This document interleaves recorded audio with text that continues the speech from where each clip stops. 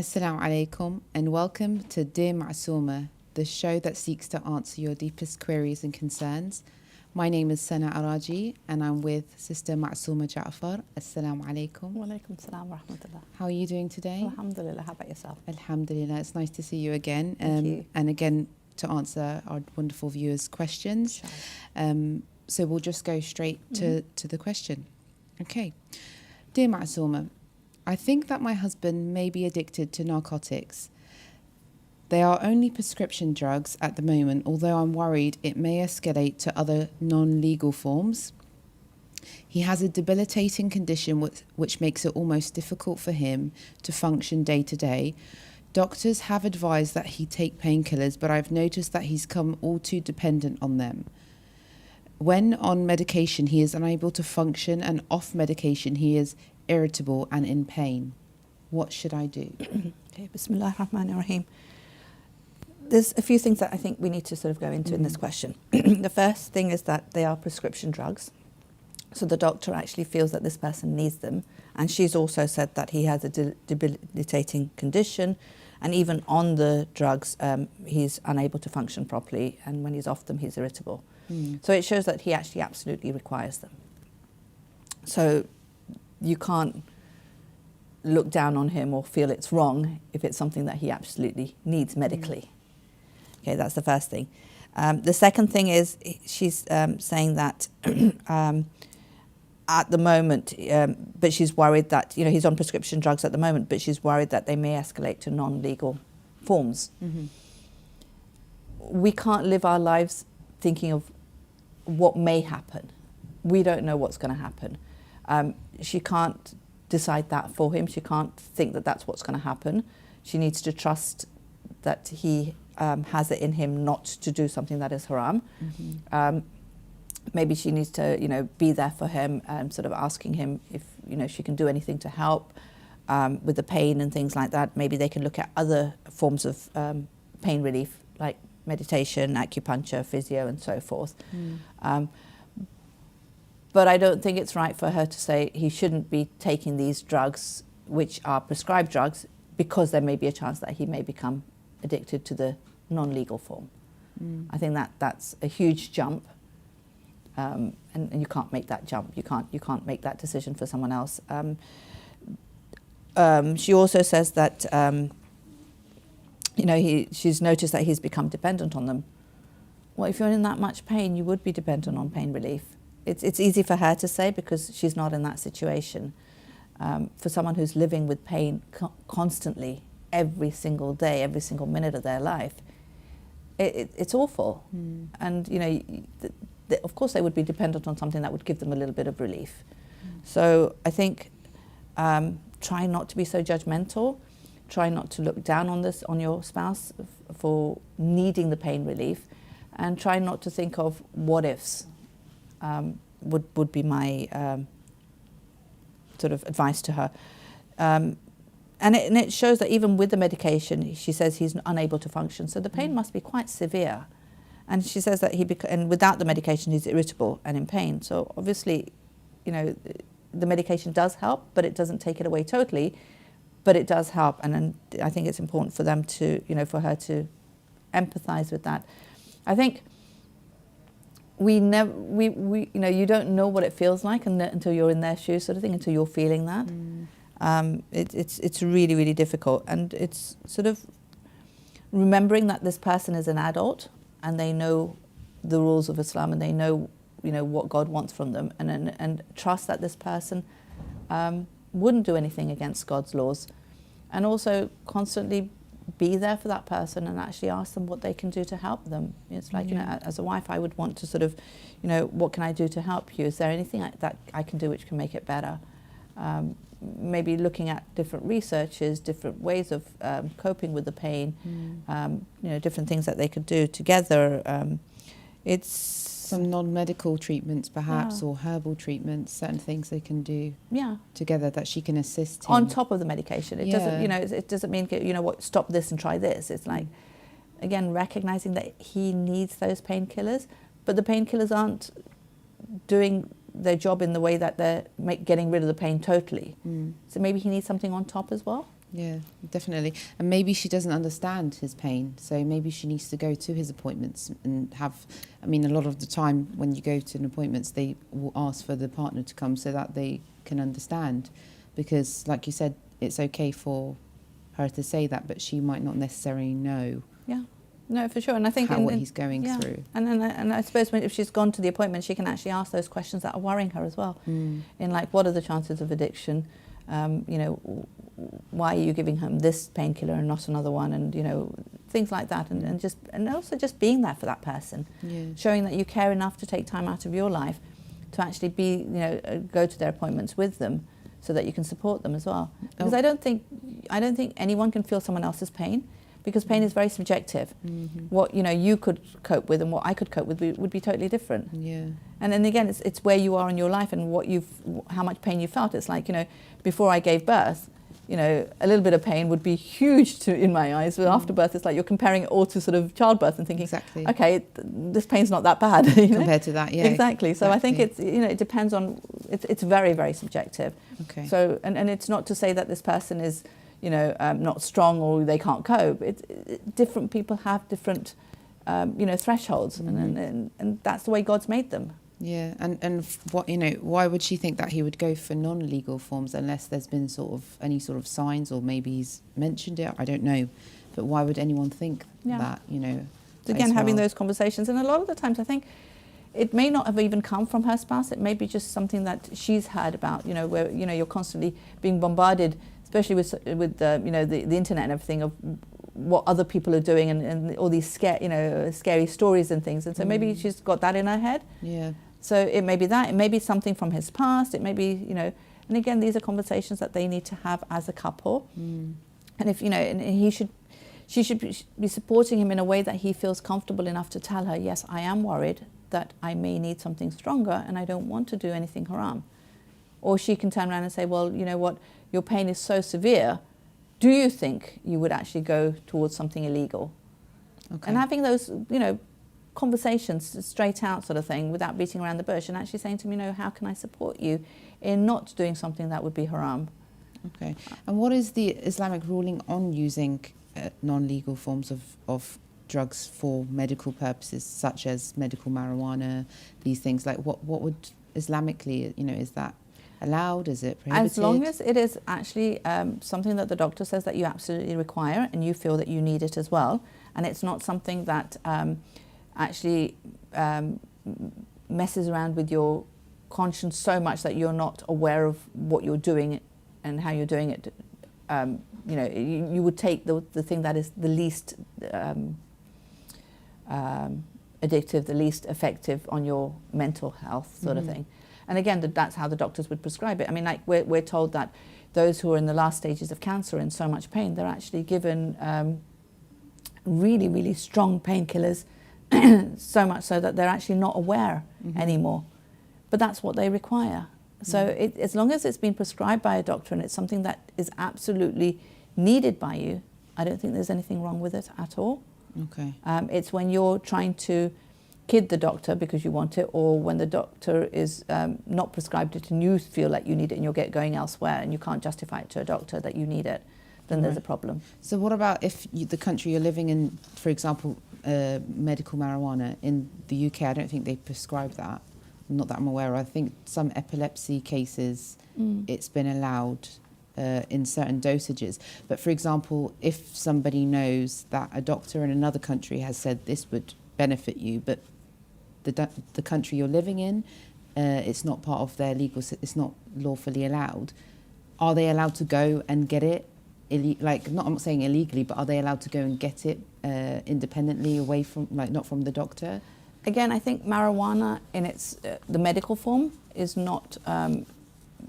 It has a different constitution than the one that you would get on the streets. Okay. So you know, the one that you'd get on the streets, which actually affects your mental ability, okay, would be considered as haram.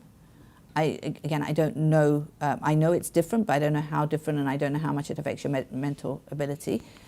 It's something that you need to look at, and actually maybe specifically ask the merger that you're following in how much, you know, whether you'd be allowed to take this, dependent on how much pain you're in. And the second thing is also, part of being a Muslim, when you're living in a country, you've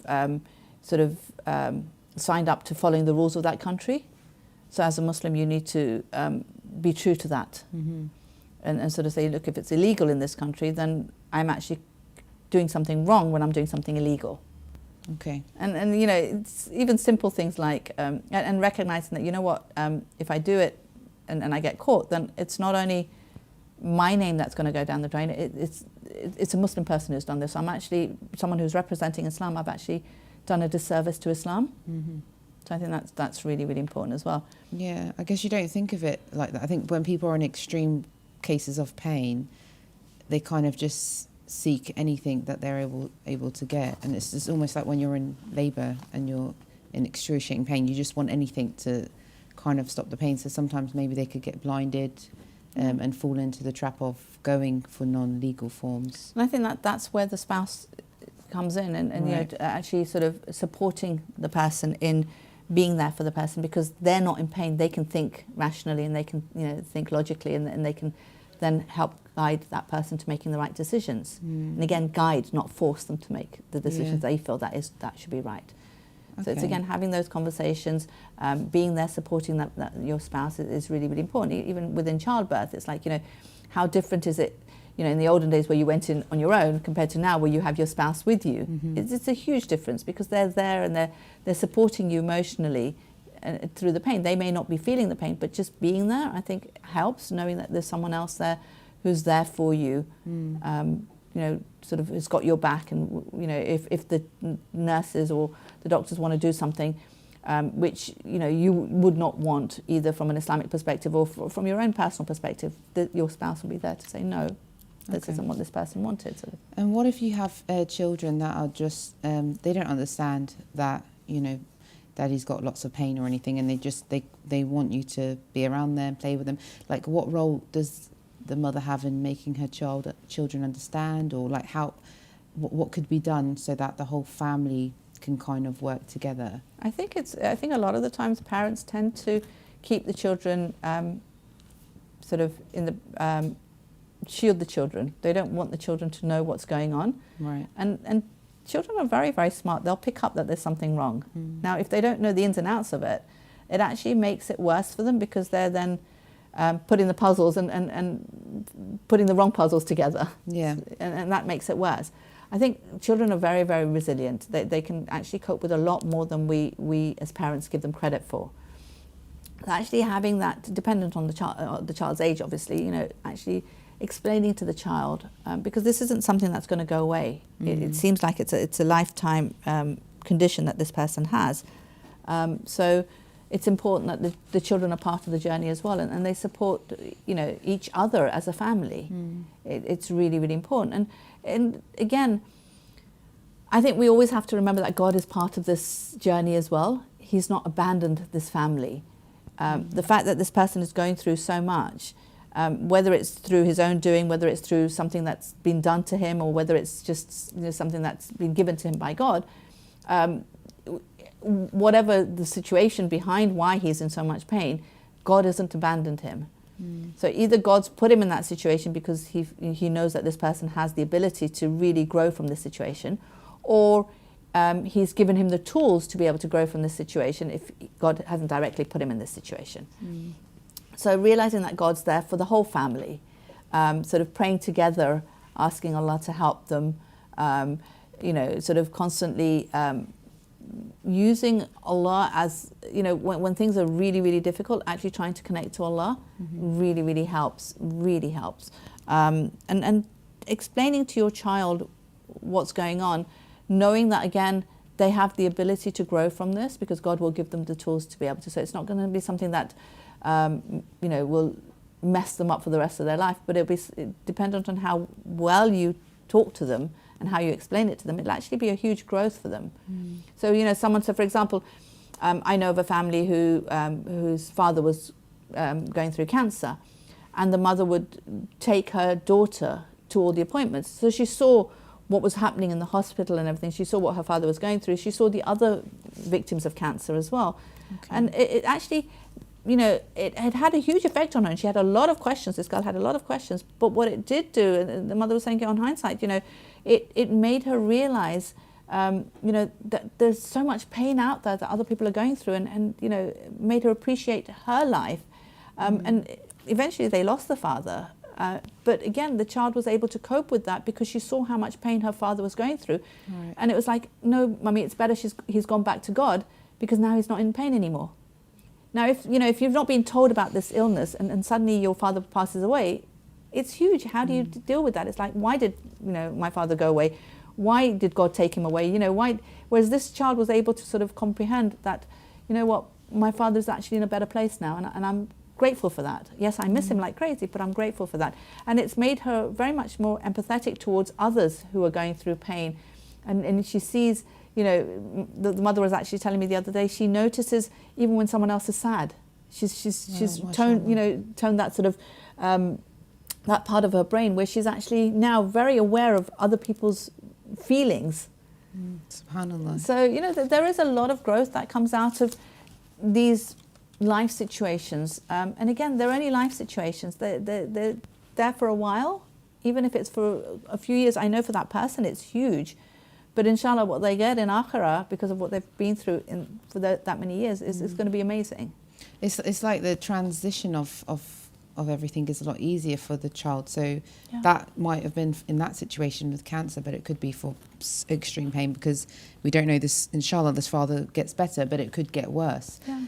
So I guess, like what you're saying, is it's better to be open and honest with the children so they understand. Exactly. And if the father's not playing with the child and the child doesn't understand why the father's not playing with them or not spending time with them, it may be the sort of, oh, I'm not good enough for my father to spend time with me. Okay. Or my father doesn't care about me, or my father doesn't love me. Whereas if they understand that, no, he wants to, but he can't, he's not able to because of the pain he's feeling, it makes a huge difference in the way that you're going to, you know, grow up. Okay, yeah, no, I understand. And also it will take away a little of the burden and stress from the mother, because maybe she's having to hide it, and so she has that additional stress of having to make sure the kids don't know, and then maybe once it's out in the open, it might make her feel a bit better.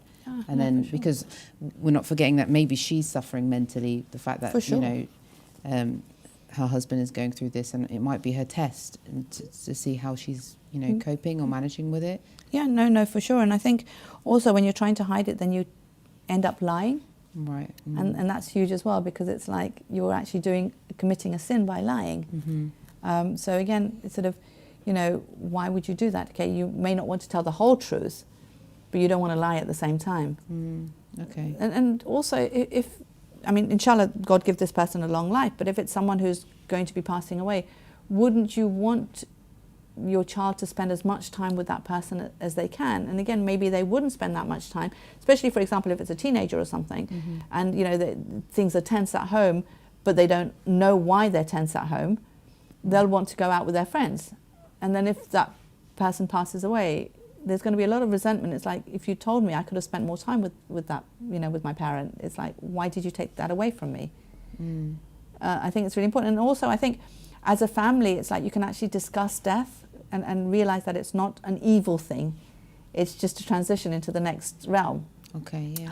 And you know, how you're going to cope as a family once this person is left.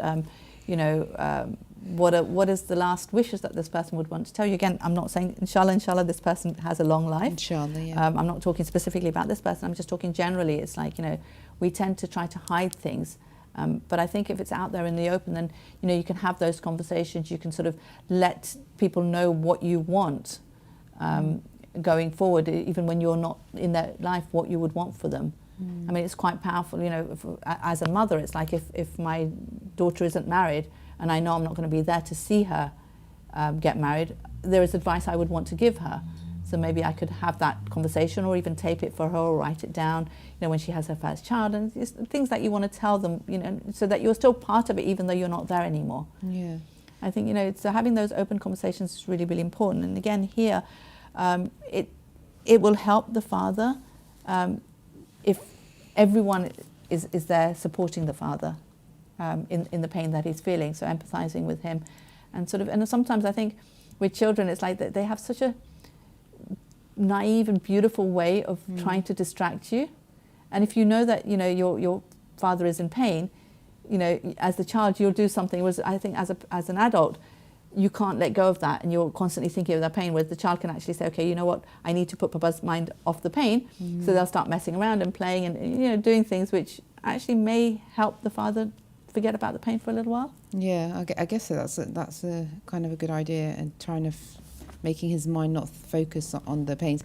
And maybe, I don't know whether if the children do treat him as if he's in pain, will that make him feel less of a man, or, you know, could that make him feel, I don't know, not I think so that would happy? be wrong, because if it's something that you've done to yourself, then and you're now not able to carry out your duties, then yes, you have a right to feel less of. But if it's something that is really through no fault of yours, so if it's an accident, or if it's something that has just come about, if it's some illness or something, you haven't brought that on yourself. That's why would you feel less of? Okay. Because, you know, sometimes a lot of men have that kind of, that pride within them, and or they feel they're unable to, especially if, say, they want to go play football with their daughters or sons, and they're unable to do it. It could also cause them to have mental health problems and feeling that they're unable to do certain things. Agreed, and I think that would be more if the child didn't know. So again, if the child would know, you can have that conversation and say, look, I would love to do this with you, and I feel so bad that I can't. But you know what? I'll come and watch you play football. I may not be able to play with you, but I'll come and watch you.